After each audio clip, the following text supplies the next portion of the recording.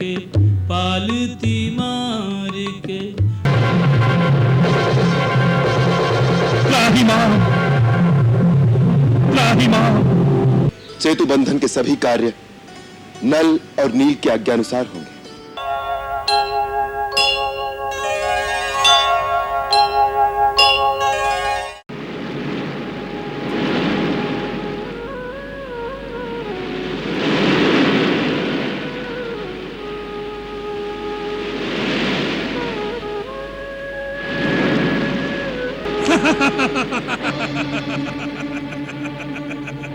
समुद्र से रास्ता मांग रहे हैं।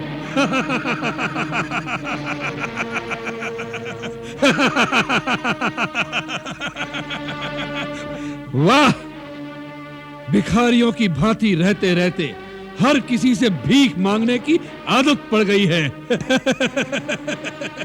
मूर्ख ये समझता होगा कि समुद्र के सामने बैठकर रोएगा, अपनी व्यथा सुनाएगा कि मेरी पत्नी का हरण हो गया है, तो समुद्र दया से द्रवित होकर अपनी लहरों में उसको सूखा रास्ता बना देगा।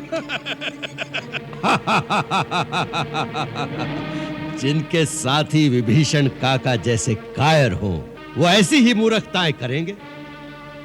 अन्न जल लिए बिना 2-4 दिन बीत जाने दीजिए, फिर वही वानर सेना उनके मृत शरीर की शोभा यात्रा निकालेगी।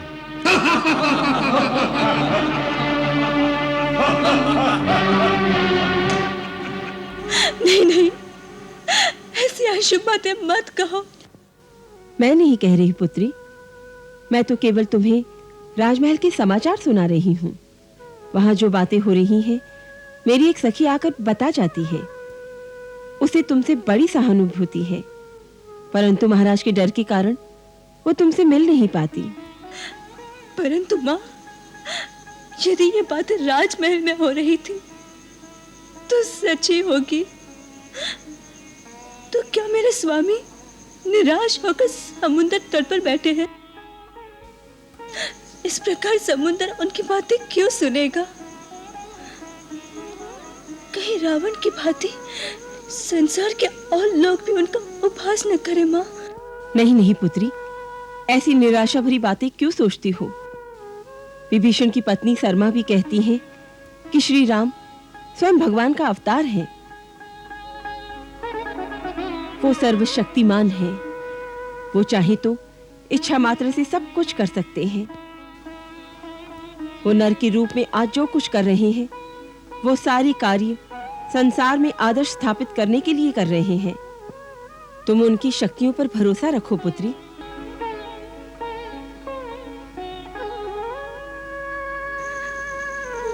जल ग्रहण किए बिना तपस्या कर रहे हैं माँ। जब तक उनका व्रत चल रहा है, मैं भी जल ग्रहण नहीं करूंगी। सीता बेटी। हाँ माँ, वो मेरे पति भी हैं, वो मेरे प्रिय भी हैं। वो भूखे रहे और मैं खाऊं, ये उचित नहीं। नहीं माँ, ये उचित नहीं, ये उचित नहीं। आसन डार के पालती मार के बैठ गए प्रभु साधक जैसे। होए के याचक मांगो न जब तक, कोई कहूँ कछु देत न ऐसे। सागर सीमा पार न आवत, मर्यादा लांघन के भय से। श्री रघुवीर बड़े गंभीर, विचारक नीर तिरे अब कैसे।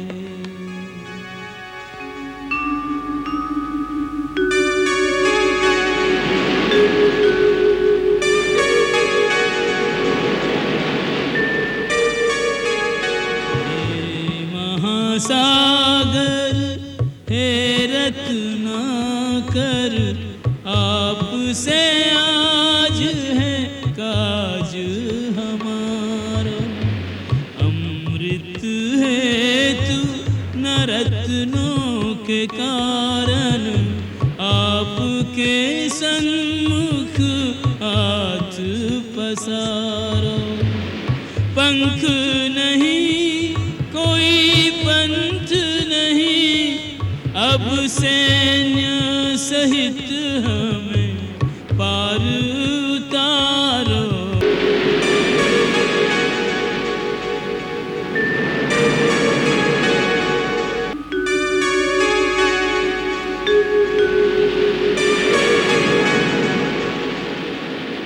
अतल सिंधु के जल में बह गए जितने किए उपाय। अब क्या होगा, अब क्या होगा, कुछ भी समझ ना आए, कुछ भी समझ ना।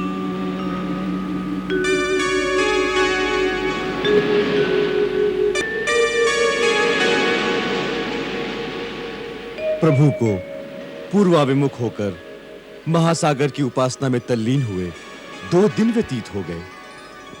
क्या सागर इक्ष्वाकुवंशी महाराज सागर का उपकार भूल गया? लक्ष्मण भैया तो इस विचार से सहमत थे ही नहीं कि प्रभु महासागर के सामने गिड़गिड़ाएं। पता नहीं और कितने दिन लगेंगे।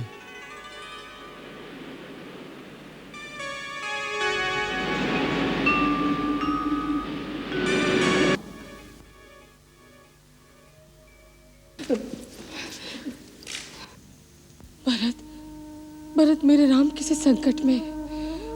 वो किसी विपत्ति के गहरे समुद्र में डूबता चला जा रहा है। ये आप क्या कह रही हैं माता? ये असंभव है।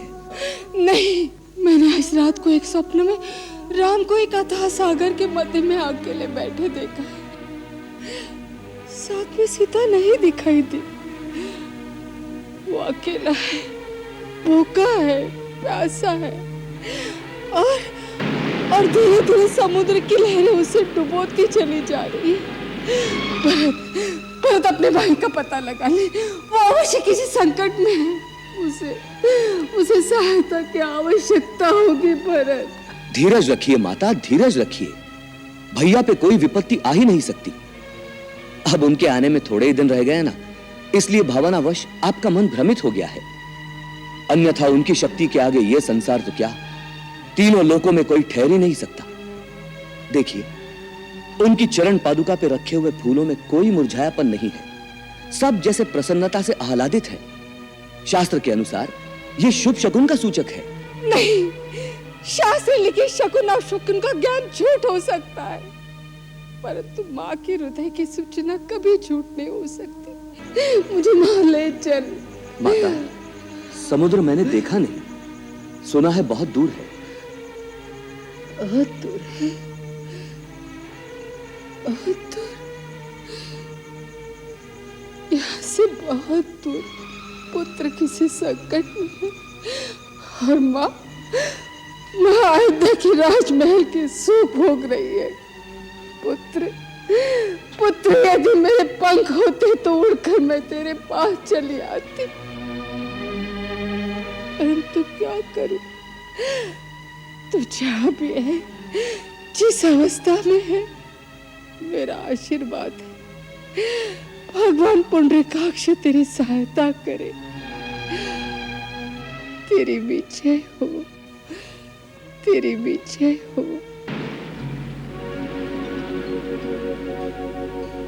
विनय न मानत जलधि जड़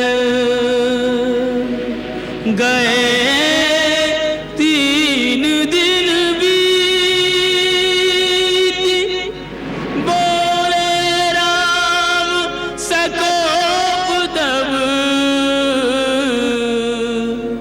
भय बिनु होय न प्रीति।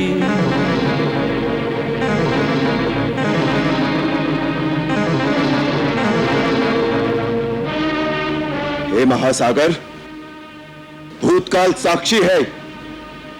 इक्ष्वाकु वंशी सदा परहितकारी बनकर कुछ न कुछ देते रहे हैं, कभी किसी से कुछ लेते नहीं, याचना नहीं करते।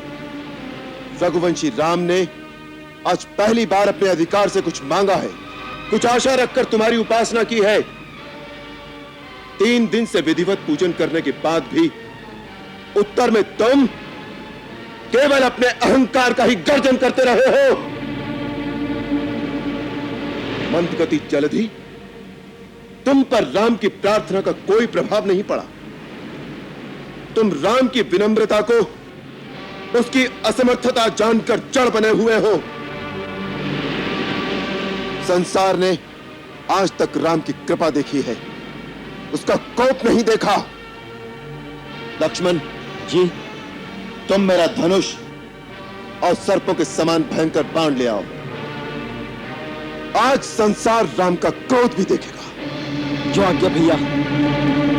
यह कार्य यदि उसी क्षण कर लेते तो हमारे 3 दिन व्यर्थ न जाते। अब एक क्षण भी व्यर्थ नहीं जाने देंगे। तुम मेरा धनुष बाण ले आओ। जो आज्ञा भैया।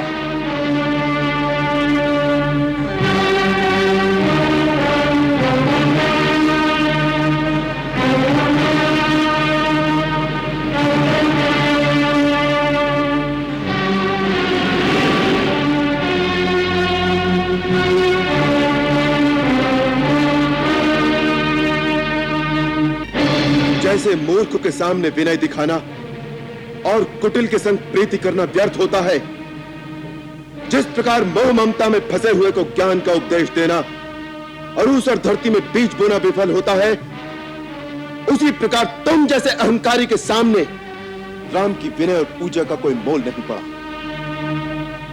समस्त देवी देवता और यहां के चराचर जीव इस बात के साक्षी रहे कि मेरे पास समस्त समुद्रों को सुखा देने की शक्ति होते हुए भी मैंने वरुण देवता का मान रखने के लिए पूर्ण विनय और सच्चे हृदय से समुद्र की पूजा की है और सेना सहित पार जाने में इनसे सहायता मांगी है, परंतु इस शठ ने मेरा उपहास ही किया है। शास्त्र कहता है, जैसे केला काटने पर ही फल देता है, उसी प्रकार नीच दंड देने पर ही झुकता है। अतः अब मैं ब्रह्मास्त्र का संधान करके इस समुद्र को पाताल तक सोख दूंगा। अब जल के स्थान पर यह केवल रेत और बालू ही रह जाएगी, जिसके ऊपर से मेरी सारी सेना आगे बढ़ेगी। जय ब्रह्मदेव।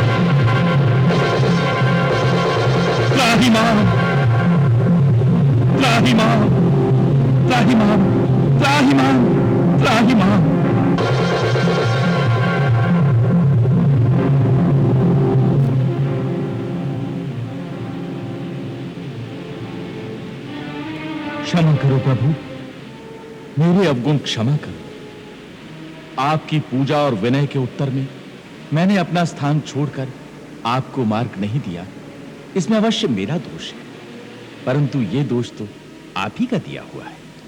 आपकी प्रेरणा से माया ने प्रकृति में जड़ चेतन सृष्टि की उत्पत्ति की है।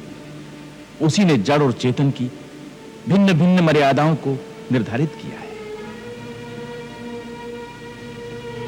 प्रभु, हम पांच तत्व अर्थात आकाश, धरती, अग्नि, वायु और जल इस सृष्टि के मुख्य आधार हैं। इन पांचों के गुण, स्वभाव और मर्यादाएं आपकी स्वीकृति से ही निश्चित की गई हैं। मुझ में सहस्त्रों तरंगे उठती हैं, परंतु मैं कभी अपने तट की मर्यादा का उल्लंघन नहीं करता।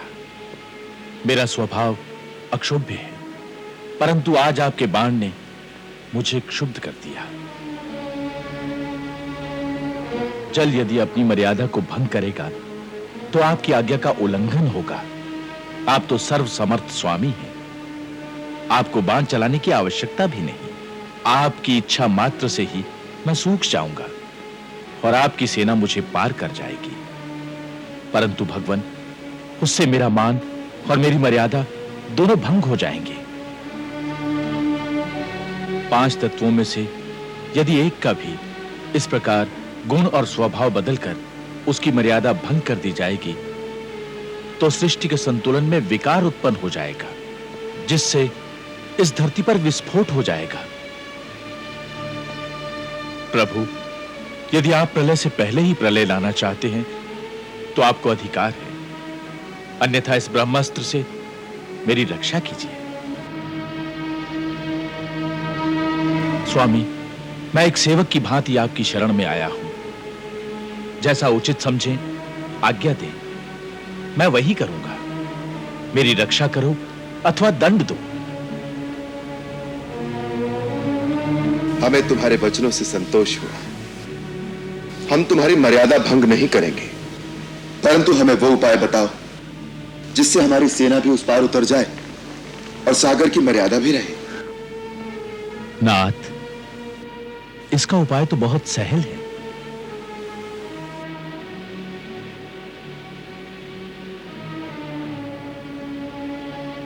आपके सेनापतियों में नल नील नाम के दो भाई हैं।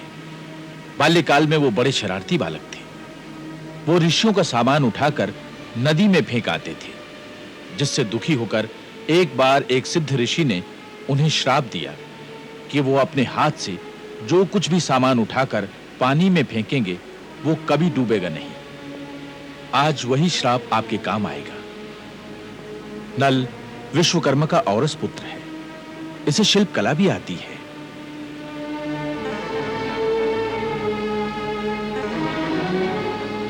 यदि ये दोनों भाई अपने हाथ से जल में पत्थर डालकर समुद्र के ऊपर सेतु बांधने का कार्य करें तो लंका तक एक ऐसा सेतु तैयार हो जाएगा जिसके ऊपर से चलकर आपकी सेना समुद्र के उस पार पहुंच जाएगी। मैं वचन देता हूं कि इनके डाले हुए पत्थरों को और उनसे निर्मित सेतु को स्वयं भी धारण करके सेतु बंधन में स्वयं इनकी सहायता करूंगा।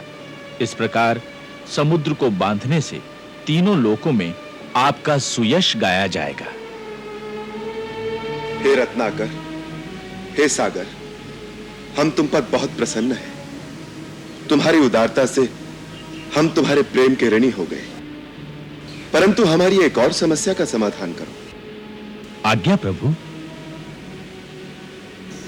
हमारा ये बाण अमोघ है। एक बार इसका धनुष पर संधान हो जाए तो बिना लक्ष्य भेदे ये वापस तुणीर में नहीं जाता। इसलिए तुम हमें अब ये बताओ कि मैं ये बाण किस दिशा में और किस पर छोड़ूं? प्रभु, उत्तर दिशा में ध्रुमकुल्य नाम का एक पवित्र देश है। वहां बड़े भयानक दस्यु रहते हैं जो अपने पाप कर्मों से वहां की पवित्रता का नाश करते हैं और मेरे जल का दुरुपयोग करते हैं।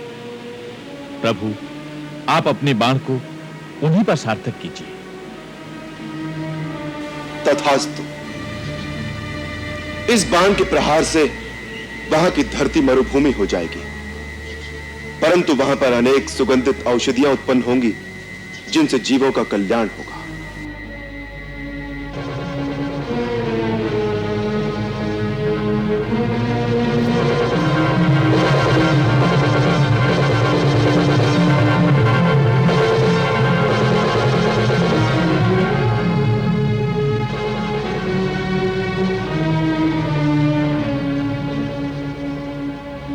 अब मुझे आज्ञा दें अयोध्यानाथ, शिव शंकर और मां भवानी आपको विजयी बनाए, सिद्धि विनायक आपके सकल मनोरथ सिद्ध करें। करुणा सागर वीरती करूं जोड़ कर हाथ, सिए सहित मुह बेगी दर्शन दीजो नाथ।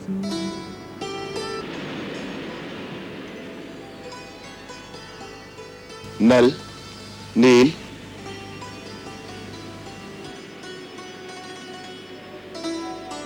आज्ञा प्रभु। विश्वकर्मा नंदन, आपने अभी तक अपने इतने महान शिल्प विज्ञान को छुपाए रखा? क्षमा करें प्रभु, हमें अपने माता पिता की आन थी, बिना कहे हम अपने गुणों को स्वयं नहीं बताते। प्रभु, हमें आशीर्वाद दीजिए, समस्त वानर दल की सहायता से सिंधु पर सेतु बांधने का निर्माण कार्य आरंभ कर दें। शुभस्य शीघ्रम। महाराज सुग्रीव, अपने वानरों से कहिए कि इसी क्षण सेतु बंधन का कार्य आरंभ कर दें। सेतु बंधन के सभी कार्य नल और नील की आज्ञानुसार होंगे। प्रभु, आपकी आज्ञा का पालन हो जाएगा। क्या कहा? समुद्र स्वयं प्रकट हुआ? तुमने अपनी आंखों से देखा? जी महाराज, ये दृश्य श्री राम की सारी सेना ने देखा। श्रीमत कहो उसे, हमने कई बार ऐसा आदेश दिया है। क्षमा करें महाराज, समुद्र देवता ने राम को वचन दिया है कि वो सेतु बांधने में उनकी सहायता करेगा।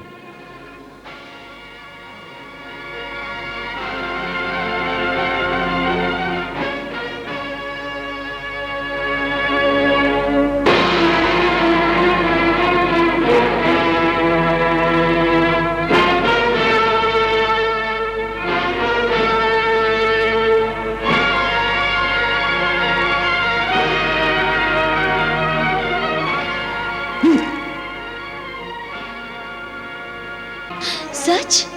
समुद्र देवता ने उनके चरण छू लिए? हाँ पुत्री, महाराज सुग्रीव की सारी सेना के सामने समुद्र देवता उनके चरणों में गिर गया। मैं कहती थी ना कि वो सर्वशक्तिमान है, उनके मार्ग में कोई बाधा नहीं आ सकती।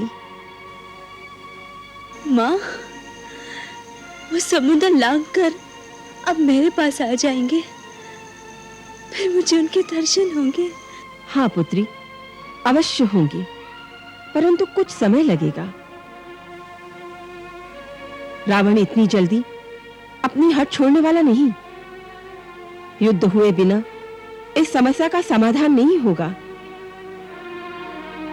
परंतु तू चिंता मत कर, विजय सदा सत्य की ही होती है और तू स्वयं सत्य का स्वरूप है, पूर्ण पतिव्रता है।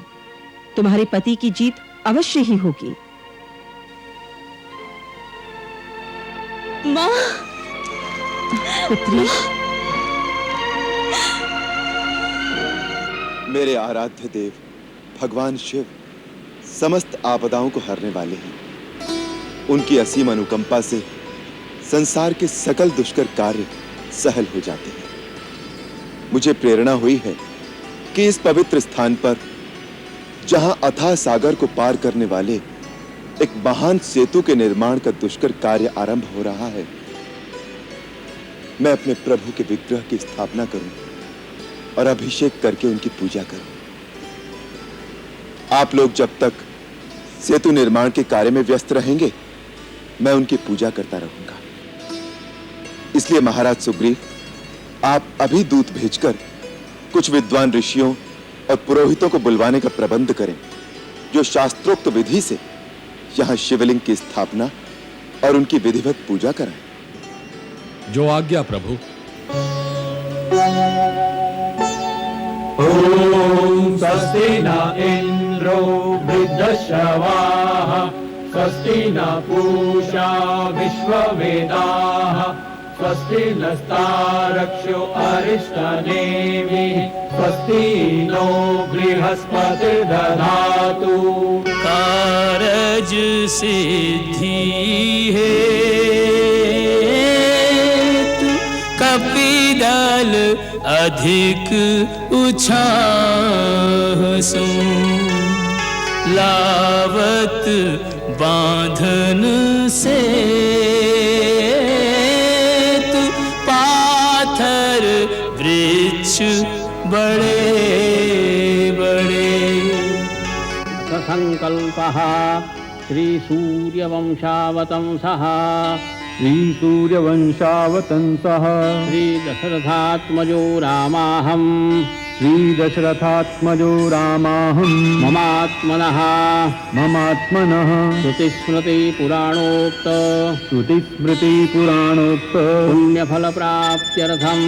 पुण्यफल प्राप्त्यर्थं सर्वारिष्ट सर्वविघ्न निवारणार्थं सर्वदा शुभ फल प्राप्त्यर्थं सेतुबंध प्रारंभ समये मन इप्सित फल कामना सिद्ध्यर्थं श्री ज्योतिर्लिंग श्री रामेश्वर महादेवस्य अचल प्राण प्रतिष्ठा पूजनाद्यर्चनम् अहं करिष्ये। अचल प्राण प्रतिष्ठा पूजनादर्शनम् अहं करिष्ये।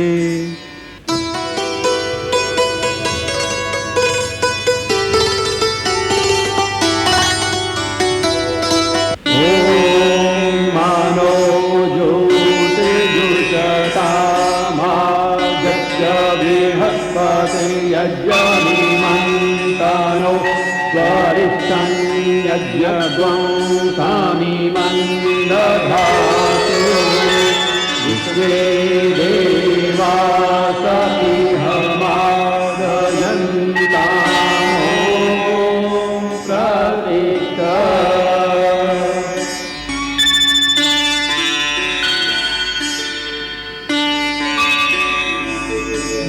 लिंग थापि विधिवत कर पूजा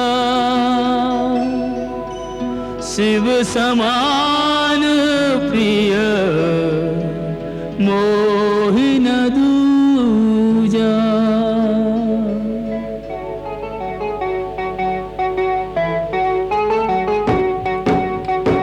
शिवद्रोही मम भगत कहावा सोनर सपने हूँ मोहिन पावा। शंकर विमुख भगति चाहे मोरी सोनार की मूढ़ मति थो।